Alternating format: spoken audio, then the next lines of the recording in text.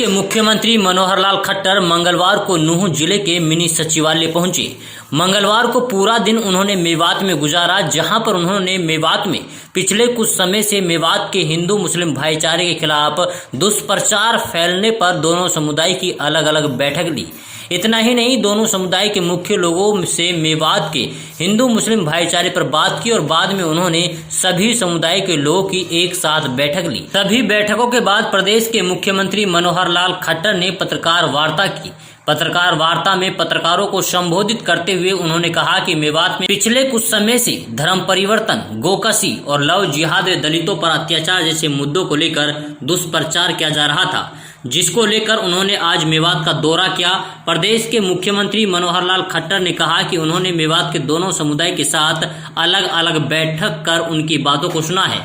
उनकी बातों से उन्हें लगा कि छोटी मोटी घटनाएं मेवात में हुई हैं, लेकिन मेवात में सदियों से चला आ रहा भाईचारा हमेशा कायम रहना चाहिए।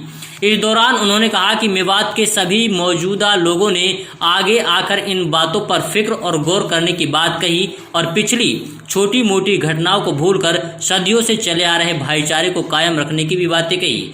मुख्यमंत्री ने कहा कि इन छोटी मोटी घटनाओं को छोड़कर मेवात की जनता को आगे बढ़ने की राह पकड़नी चाहिए, ताकि मेवात तरक्की और विकास की गति पर दौड़ सके। इतना ही नहीं, उन्होंने कहा कि मेवात का भाईचारा खराब करने की मुख्य वजह गोकशी है। मेवात के चंद लोग गोकशी का धंधा कर मेवात को बदनाम करने की नापाक कोशिश करते हैं, जिसको मेवात के दोनों समुदायों में भाईचारा खराब होने की मुख्य वजह माना जाता है। उन्होंने कहा कि मेवात में गोकशी रोकने के लिए सभी गोकशी के मामलों को फास्ट ट्रैक कोर्ट में चलाया जाएगा। इस मामले में मुख्यमंत्री ने कहा कि गोकशी के मामले में हिंदू समाज के कुछ लोग शामिल हैं, जो बाहर से गायों को मेवात में लाने का काम करते हैं।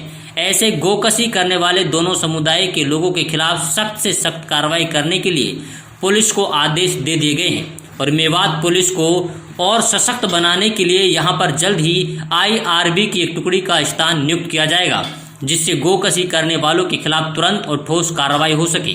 प्रदेश के मुख्यमंत्री मनोहर लाल ने धर्म परिवर्तन की बात पर पत्रकारों से बातचीत करते हुए कहा कि धर्म परिवर्तन कोई भी व्यक्ति खुद अपनी इच्छा से कर सकता है, लेकिन किसी को लालच देकर और जोर जबरदस्ती से कोई धर्म परिवर्तन कराने का मामला सामने आया तो उसके खिलाफ ठोस कार्रवाई की जाएगी।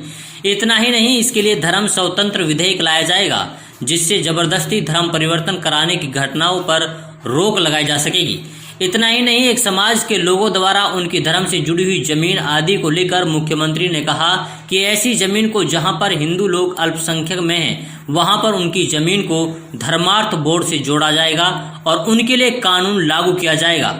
इतना ही नहीं, प्रदेश के मुख्यमंत्री मनोहर लाल ने दिल्ली से नजदीक लगते हुए जिला नूंह में विकास की बात भी की। उन्होंने कहा दिल्ली मुंबई एक्सप्रेसवे मेवात में रोजगार के नए रास्ते खोलेगा और इतना ही नहीं, मेवात में जल्द ही उद्योग धंधे स्थापित किए जाएंगे। एक और सवाल के जवाब में उन्होंने कहा कि पीने के पानी की समस्या को जल्द ही खत्म किया जाएगा, जिसके लिए 220 करोड़ रुपए की योजना का उद्घाटन किया जा चुका है। पत्रकारों के द्वारा पूछे गए सवालों का जवाब देते हुए उन्होंने कहा कि कुछ लोगों द्वारा छोटी मोटी घटनाओं का बड़े रूप में दुष्प्रचार किया गया है। उन्हें पीछे छोड़कर मेवात की जनता को आगे बढ़ने की जरूरत है और ऐसे लोगों के बहकावे में ना कर मेवात का सदियों से चला आ रहा भाईचारा खराब करने की कोशिश ना करें। न्यूज रूम से जुबैर खान की रिपोर्ट। के संचालन को जरा ठीक किया जाए तो इसका भी एक प्रकार से रिव्यू करके कि हाँ, जहाँ कहीं कमी है वहाँ पुलिस के संचालन को और मजबूत किया जाएगा। अगर कहीं लॉ एंड ऑर्डर की स्थिति खराब होती है तो उसको भी कंट्रोल कर सकें। जहाँ कहीं माइनिंग आदि के विषयों की शिकायतें मिलती हैं उनको हम रोक सकें, या इंटरस्टेट बॉर्डर होने के नाते से स्मगलिंग के भी कई चीज़ों के ये शिकायतें आती है उसको रोक सकें। तो ऐसी सब चीज़ों को, और जो कि एक नया विकसित ये जिला होने जा रहा है आगे चल करके, तो विकास के साथ साथ कई प्रकार की ऐसे स्थितियां उत्पन्न होती हैं, तो ऐसी चीज़ों को रोकने के लिए पुलिस का भी ठीक से प्रबंध किया जाए और एक IRB की बटालियन वो भी इस जिले में कहीं ना कहीं उचित स्थान के ऊपर उसको स्थानांतरित किया जाएगा, जो अभी तक गुड़गांव में है, और गुड़गांव में एक नई महिला बटालियन ये वहाँ पर स्थापित होगी। इस प्रकार से पुलिस की भी व्यवस्था इंडियन IRB इसको वहाँ पर स्थापित हम करेंगे। यहाँ का एरिया अंडर डेवलप्ड है, ये तो कहने की कोई ज़रूरत नहीं, मतलब मुझे ज़रूरत इसलिए नहीं है कि हमको सबको मालूम है कि हरियाणा का सबसे पिछड़ा हुआ ये जिला है। सभी 22 जिलों में पर कैपिटा इनकम यहाँ की सबसे कम है, लेकिन आगे आगे विकास के रास्ते खुलते जा रहे हैं। जैसे दिल्ली मुंबई एक्सप्रेस यानी एक्सप्रेस हाईवे वो बन रहा है, उसका काम शुरू हो चुका है। तो इसके दोनों तरफ उद्योग लगे, तो उद्योग जगत के नाते से बहुत से लोग यहाँ आने के लिए तैयार हैं। हम जहाँ पंचायती ज़मीनें उपलब्ध होंगी, पहले पंचायती ज़मीनों पर, फिर बाद में ज़मीनें खरीद करके उद्योग को कैसे आगे बढ़ाया जाए और निवेश करने वाले लोग यहाँ कैसे आए, इसके लिए उस एक्सप्रेसवे के दोनों तरफ इसका भी हम प्रबंध करेंगे, ताकि यहाँ के लोगों को रोज़गार मिल सके, यहाँ नौकरियाँ मिल सकें, छोटे मोटे यानी उद्योग खुद भी अपने खड़े कर सकें। MSME का काम बहुत अच्छे प्रकार से बढ़ सकता है, उसके लिए हम प्रयत्न करेंगे।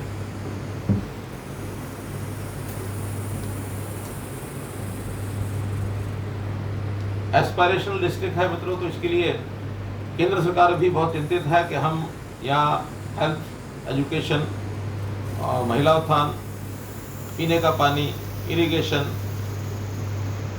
रोजगार, पर कैपिटा इनकम, इन सब की चिंता है, तो इसको कैसे आगे ठीक कर सकें, ये बात भी हम एक विशेष अभियान चलाकर इसको करने वाले हैं। मोटे रूप से आज के सब विषयों में इतनी सब बातें जो हमने तय की हैं वो आपको बताई हैं, और मैं अपील करता हूँ आपके माध्यम से भी यहाँ के समाज को कि लोग अपना भाईचारा जो बना कर रखें, इसमें किसी प्रकार की कोई गड़बड़ न होने दें, ये अपील आपके माध्यम से करता हूँ।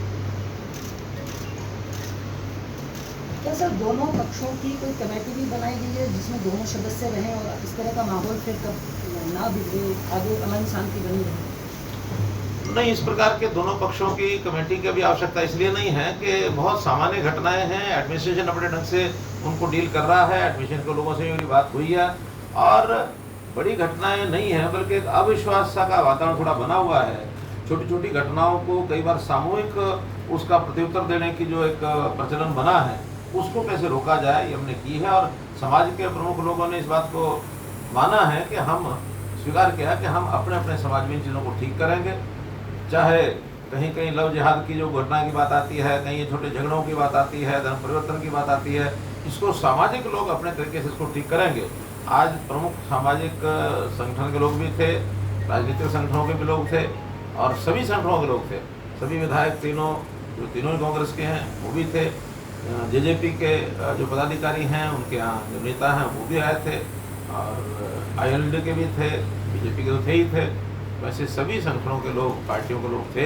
और मैं समझता हूँ कि ये कोई ऐसा विषय एक आधा ऐसा कोई घटना हो जाए कि जिसके लिए अलग से कोई कमेटी बना के करें, ऐसा कोई बड़ा विषय था भी नहीं। कोई छोटी घटनाएं हैं, उसको सब समाज के लोग अपने आप ठीक कर रहे हैं। CM साहब, जो स्थिति उत्पन्न हुई है, आपको भी कई घंटे बैठ के करनी पड़ी है, इसके लिए जो लोग कसूरवार हैं, जो शरारती तत्व हैं, उनके खिलाफ कोई जांच कर कार्रवाई की जाएगी, चाहे वो मीडिया घराने हों या कोई आम नागरिक हो, क्या कहेंगे? नीति ताई विचार दे आगे की सुन ले बंदे। सर इसके अलावा कोरोना वायरस को लेकर इंडियन न्यूज हरियाणा ने एक बड़ा खुलासा किया था कि प्राइवेट अस्पताल अपनी मनमानी फीस वसूल रहे हैं लोगों से, तो उसको लेकर किसी तरह से हरियाणा सरकार के लोगों को राहत मिल सके, निश्चित तौर पर रेट तय कर। कल मैंने गुड़गांव में मीटिंग ली, आज मैं चंडीगढ़ में शाम को एक मीटिंग रखी हुई है इसी विषय को लेकर के, और जहाँ भी कहीं कोई ऐसी कमियां नजर आ रही है उसको पूरा विचार करके कोई एक्शन प्लान हम बनाएंगे। खास करके दिल्ली के आसपास के जो 4 जिले हैं, इसमें गुरुग्राम है, फरीदाबाद है, सोनीपत है, रोहतक है, और आधा झज्जर जिला है, बहादुरगढ़ का एरिया। वैसे ये 4.5 जिलों की कोई योजना, ताकि फैलाव कैसे रुके, दिल्ली का प्रभाव जो पड़ रहा है वो ना हो, और जो आपने जैसे कहा प्राइवेट लैब्स हैं, प्राइवेट हॉस्पिटल्स हैं, इनका भी सारा विचार करेंगे, ताकि जनता को इस कष्ट के समय कोई और नया कष्ट ना आए, इसकी जरूर चिंता है। तो CMP के साथ कुछ बड़े उद्योग आने की चर्चाएं हैं, तो क्या मेवात के खाते में कोई बड़ी सौगात? मैंने बताया ना अभी मेवात का कि बहुत जल्दी ये जो एक्सप्रेस हाईवे ये करेंगे, और ऐसे जो IMT मानेसर है वहाँ भी कुछ कंपनियों ने अपना इंटरेस्ट दिखाया है, बल्कि उसकी एक एडवर्टाइजमेंट भी कल हमने निकाली है, और उसमें कुछ कंपनियां आने के लिए तैयार हैं, वो आएंगी, बड़ी कंपनियां हैं, तो रोजगार निश्चित रूप से मिलेगा। पानी का मसला सर बहुत ज़्यादा है, पीने के पानी के मसाइल पानी के लिए पीछे हमने एक योजना घोषित की थी कि एमपी के साथ साथ 100 क्यूसेक पानी ये यमुना का वो मेवात के लिए हम लाने जा रहे हैं। लगभग 220 करोड़ रुपए का ये प्रोजेक्ट है और उसका शिलान्यास हो चुका है, उसका काम निर्माण हो चुका है। आज का दौर आज मेवात की जनता के लिए आज बहुत अहम माना जा रहा था। दोनों पक्षों के लिए बहुत एक बैठक काम थी ये, और इसको खास वजह से देखा जा रहा था। तो मेवात की जनता को क्या संदेश देंगे? मैंने बताया कि आपके माध्यम से जनता को संदेश यही दूंगा कि बहुत छोटे विषयों को बहुत ज़्यादा बड़ा बना करके ना इसको करें और खास करके संयम बरतें और जो छोटी घटनाओं को बढ़ा चढ़ा करके कहने का एक विवादपूर्ण जो विषय बनाया गया उसको रोकें। हाँ, जो घटनाएं वास्तव में हुई हैं उसको हम कानूनी रूप से कैसे रोकेंगे वो सारी रचना मैंने बताई है कि कानून में संशोधन करेंगे। चौकसी होती है तो उसके लिए जैसा मैंने बताया कि हम फास्ट ट्रैक कोर्ट के माध्यम से उसको करेंगे। स्वातंत्र्य विधेयक, अपना धर्म स्वातंत्र्य विधेयक ये हम लाएंगे तो इन चीज़ों से, इन सब बातों पर रोक लगेगी। जनता इसमें सहयोग करे, इतनी अपील। सर, गायों की अगर बात करें तो लेकर के चर्चा हुई है, कहाँ से आती है, किस माध्यम से आती है, इस तरह की कोई बातचीत सर हुई है बड़े पैमाने? कोई आपको जानकारी तो